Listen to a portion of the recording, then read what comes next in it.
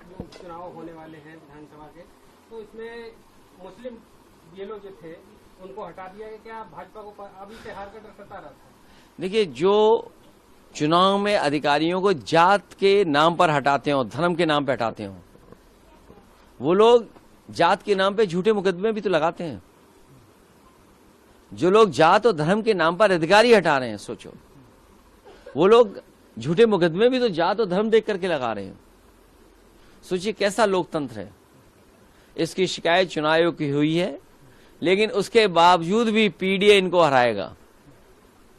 PDA की रणनीति 10 के 10 उपचुनाव में भारतीय जनता पार्टी को सबक सिखाएगी। फर्रुखाबाद में जो घटना हुई,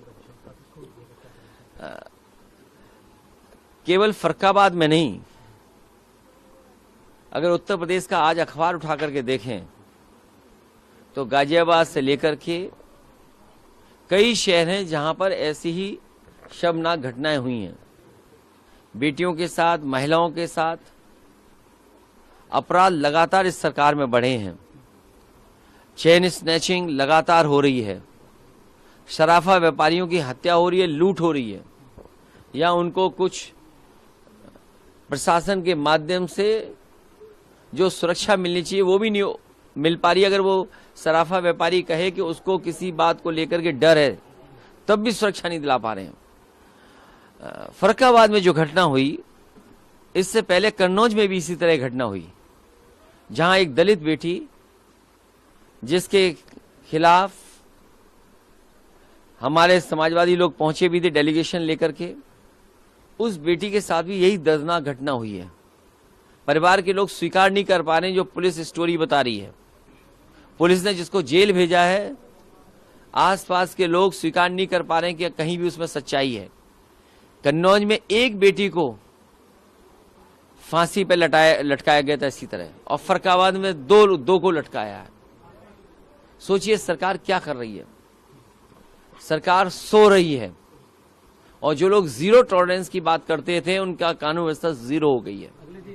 क्षेत्र के मतदाताओं में दलित युवती के साथ रेप हुआ है, पुलिस मुकदमा नहीं लिख रही है। ये न केवल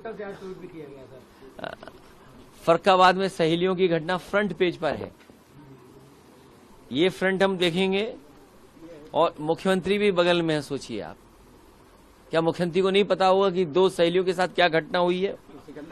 और यहाँ पर तमंचे को लेकर के, केवल यही नहीं, ठठिया थाने में भी ये तो है ही है। आपके जिले में ठठिया के पास भी एक बेटी के साथ इसी तरह की हरकत हुई। अब वो स्कूल नहीं जा सकती है। तो जो लोग कहते थे कि पूरी सुरक्षित होंगी हमारी बेटियां और महिलाएं, आखिरकार जीरो टॉलरेंस हो गई कि नहीं हो गई?